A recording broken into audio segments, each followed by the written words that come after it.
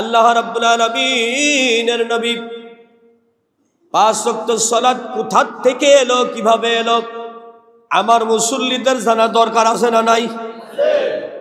বাংলা বাজারের একজন বলতেছে, হুজুর আমরা জানতে চাই আপনি পাঁচ ওয়াক্ত নামাজের ব্যাপারে একটু খালি বলবেন, কই থেকে পাইলো আল্লাহর নবী, আল্লাহ পাক কেমনে কেমনে পাঁচ ওয়াক্ত নামাজ দিল এটা জানতে চাই। জোরে জোরে বলেন মারহাবা।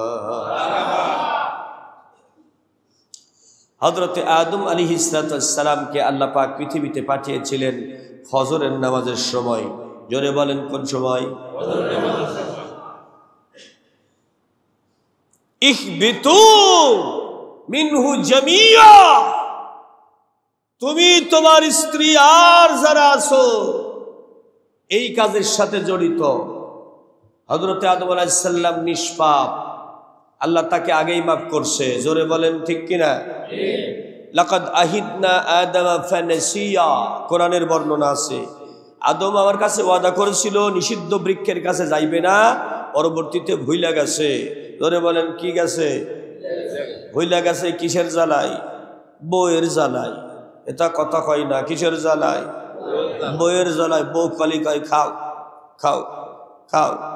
এই বিবিসি সংবাদ যদি কানের গুড়াই কইতেই তাকে এক সময় স্বামী আর না খাইয়া পারে না। এজন্য অনেক পুরুষ মানুষ বউয়ের ঠেলায় জাহান্নামে যাইব, পাপ কাজ করতে বাধ্য হয়। হযরতে আদম আলাইহিস সালামের মন এই নাই যে আল্লাহ নিষেধ করছে, খালি কয় খাও খাও খাও। মা হাওয়া খাওয়াইছে, নিজেও খাইছে। প্রবলেম হইল জান্নাতে পেশাব পায়খানা করার কোনো জায়গা। এই ফলটা খাইলে গন্দম, যেটাকে আমরা বলি গম, এই ফলটা খাইলে কি হইব? পেশাব পায়খানা হইব। আল্লাহর জান্নাতে পেশাব পায়খানা করার কোনো ব্যবস্থা নাই। পৃথিবীতে তাকে চলে আসতে হবে।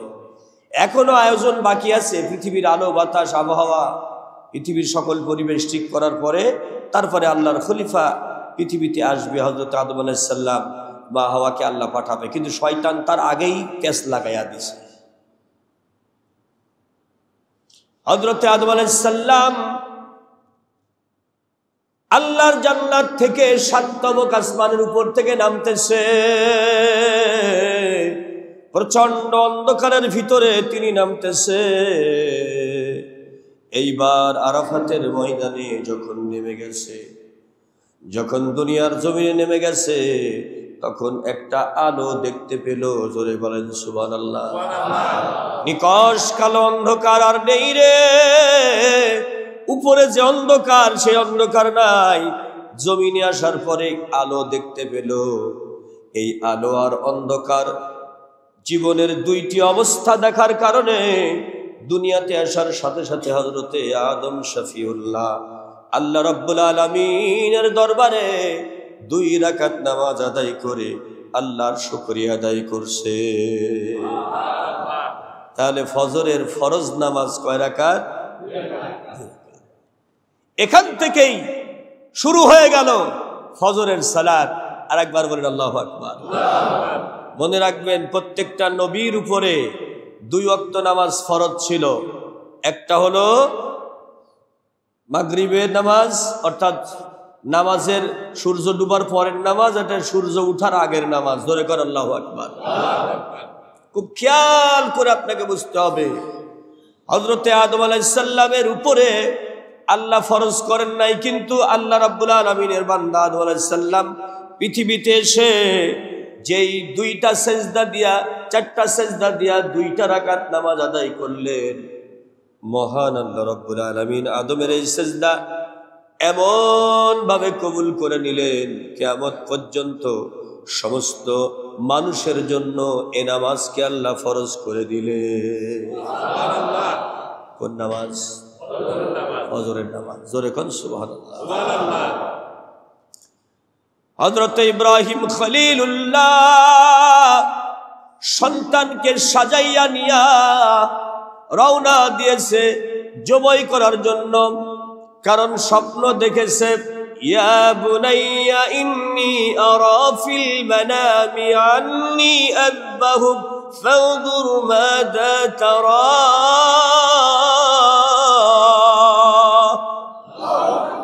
আদরের সন্তান রে আমার, আমি স্বপ্নে দেখেছি তোমাকে যেন আমি কুরবানি করতেছি। আল্লাহ রাব্বুল আলামিনের বান্দা হযরতে ইব্রাহিম আলাইহিস সালামের ছেলে ইসমাইল জানেন যে আমার বাবা নবী স্বপ্নে যা দেখেছেন সেটা আল্লাহর ওহী, আল্লাহর নির্দেশ। জোরে বলেন ঠিক কিনা? কার নির্দেশ? চলতেছে চলতেছে চলতেছে চলতেছে চলতেছে, জোহরের নামাজের টাইম হয়ে গেছে। জোরে কর আল্লাহু আকবার। ছেলে বলতেছে আব্বা জান আমার চোখটা বেঁধে নেন, পাটা বেঁধে নেন, আমার যখন রক্ত ঝরবে আমি যন্ত্রণায় লাথি দিয়ে আপনার সঙ্গে বেয়াদবি করে ফেলতে পারি। আর আমার চোখের দিকে তাকাইয়া আপনার চোখটাও বেঁধে নেন, আমার মুখের দিকে তাকাইলে আপনার অন্তরে সন্তানের প্রতি দয়া আসতে পারে। ইফআল মা তুমার সাতাজিদুনি ইনশাআল্লাহু মিনাস সাবিরিন। ধৈর্যশীলদের মাঝে আমাকে খুঁজে পাবেন। আমি আল্লাহর হুকুম পালন করতে রেডি, আপনিও রেডি হয়ে যান। সময়টা জোহরের রক্ত। জোরে বলেন কোন রক্ত?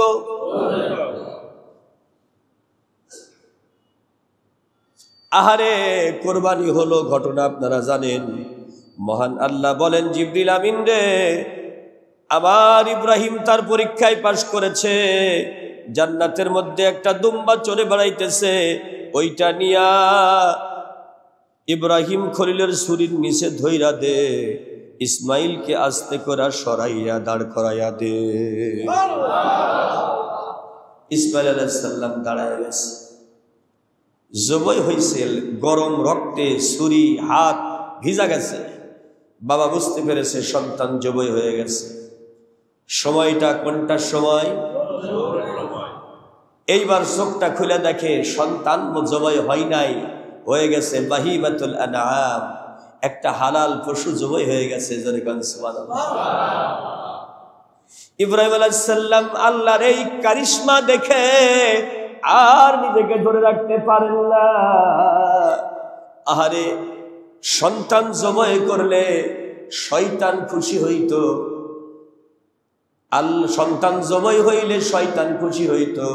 কিয়ামত পর্যন্ত সকল মুসলমানের আপন সন্তান জবাই করা লাগতো।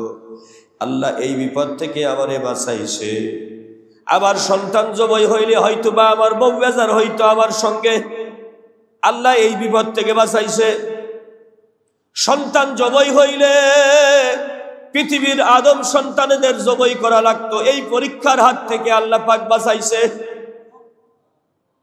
সন্তান জবাই হইলে শয়তান খুশি হইতো, এই শয়তান খুশি হয় নাই, বরং তার পরিবর্তে আল্লাহ একটা দুম্বা জবাই কইরা নতুন সিস্টেম কইরা দিয়েছে। সন্তান খুশি হইতে পারে নাই, শয়তানরে বেজার করে দিতে পেরেছি, আমি আল্লাহকে খুশি করতে পেরেছি।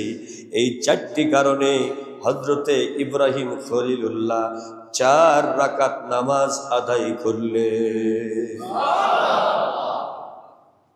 4টি কারণে 4 রাকাত নামাজ আদায় করেছে।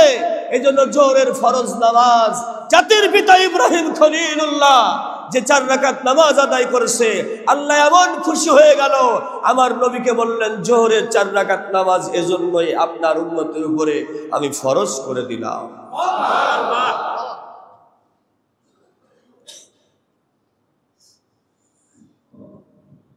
হযরতে ইউনুস আলাইহিস সালাম, ইউনুস দোয়া ইউনুস মুখস্থ আছে, লা ইলাহা ইল্লা আনতা সুবহানাকা ইন্নী কুনতু মিনাজ জালিমিন।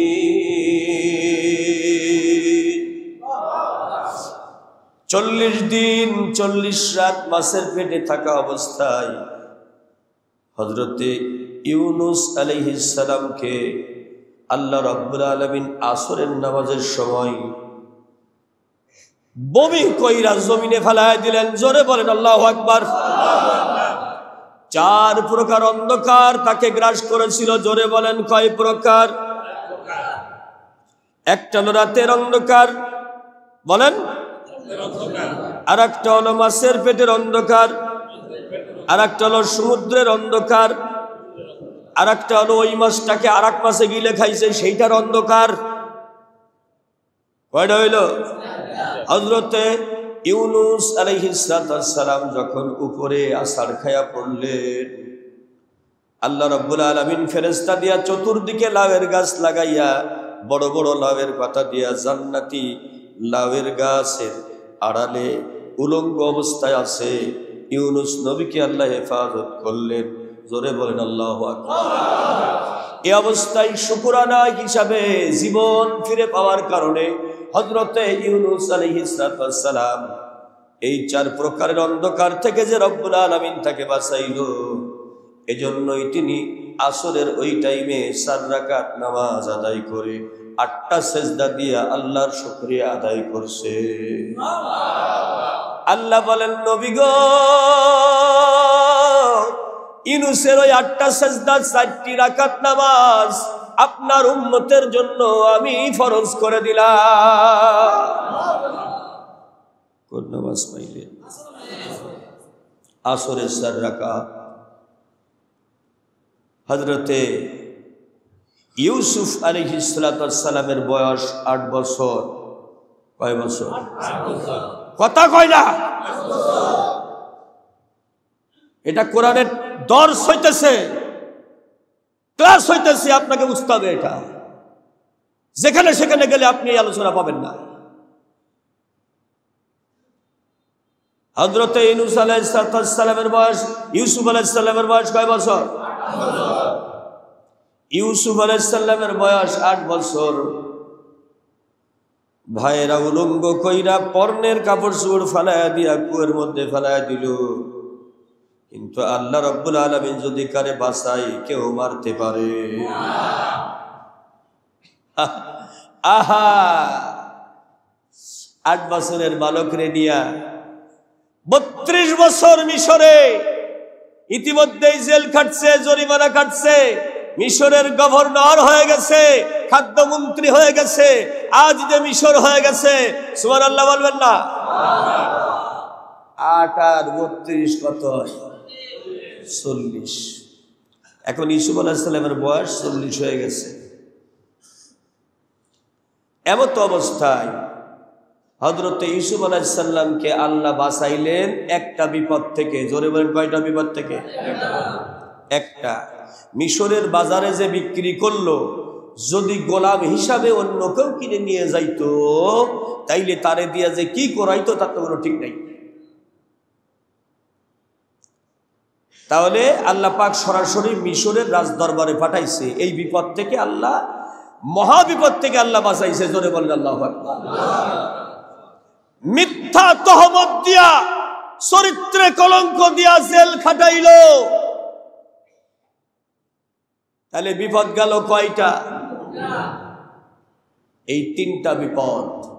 একটা হলো জেলখানার বিপদ, একটা হলো চরিত্রের কলঙ্কের বিপদ, আর একটা হলো কুয়ার মধ্য থেকে বাঁচাবার বিপদ। এই 3 বিপদ থেকে বাঁচাইছে কে? হযরত ইউসুফ আলাইহিস সালাম জুলাইখা উলঙ্গ শরীরে প্রেম নিবেদনের জন্য আগায়া যায়। উনি কয়, মাবুদ তুমি আমারে জিনার হাত থেকে বাঁচাও। আল্লাহ কয়, সামনে তুমি খালি আগাইয়া যাও, বাকি খেলা আমি মাওলা খেলবো। ইউসুফ আলাইহিস সালাম সামনে আগায়, আর একটা করে লোহার দরজা ঠাস ঠাস করে ভেঙে 2 ভাগ হয়ে যায়। তাহলে কুয়ার বিপদ, মহিলার চক্রান্তের বিপদ, আর জেলখানার বিপদ। বিপদ কয়টা? এই 3টা বিপদ আর কেউ টের না পাইলে, কেনানে বসে আছে আল্লাহর নবী হযরতে ইয়াকুব, এই ইউসুফের বাবা। ওখান থেকেই তিনি বুঝতে পারতেছে আমার সন্তান বেঁচে আছে। হযরত ইউসুফ আলাইহিস সালাম যেদিন জেলখানা থেকে বের হইলেন, মিশরের খাদ্যমন্ত্রীর দায়িত্ব পালন করলেন, সেই দিন আল্লাহর আসমানের দিকে তাকাইয়া আল্লাহর নবী 3টা সেজদা, 3 রাকাত নামাজ পড়লেন 6 সেজদা দিয়া। ইয়াকুব আলাইহিস সালামের এই সেজদা আর দোয়া আল্লাহর দরবারে কবুল হলো। এজন্য আল্লাহ পরবর্তীতে উম্মতে মুহাম্মদের উপরে এই সময়টা ছিল মাগরিবের নামাজের সময়। জোরে কোন আল্লাহু আকবার।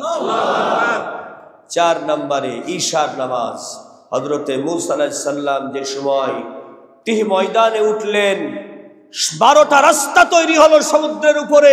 ইদরিব বিআসাকাল বাহর, সমুদ্র 12টা রাস্তা তৈরি করলো এক বাড়িতে। জোরে বলেন, বাড়ি কয়টা? রাস্তা কয়টা?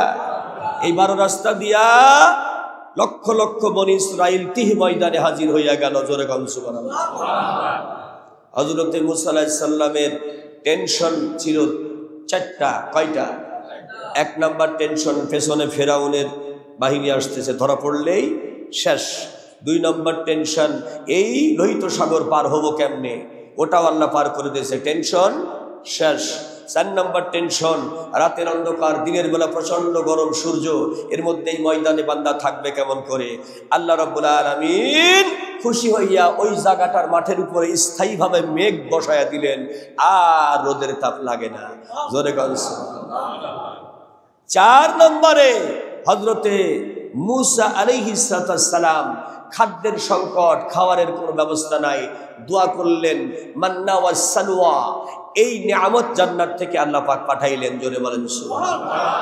খাওয়ার কষ্ট নাই, থাকার কষ্ট নাই, বিপদ আর নাই। যত বিপদ ফেরাউনের উপর আল্লাহ চাপায়া দিলেন। তাইলে এই 4 প্রকারের টেনশন গেছে না আছে? এই 4 প্রকার টেনশন থেকে বাঁচার কারণে তুর পর্বতে হযরতে মূসা আলাইহিস সালাম 4 রাকাত নামাজ পড়েছিল রাতের অন্ধকারে। সেই জন্যই রাতের নামাজ, ঈশার নামাজ 4 রাকাত আল্লাহ পাক কিয়ামত পর্যন্ত উম্মতের জন্য, মুমিনের জন্য ফরজ করে দিলেন। আরেকবার বলেন সুবহানাল্লাহ। তাইলে 5 ওয়াক্ত নামাজ পাইছেন না? পাইছেন না?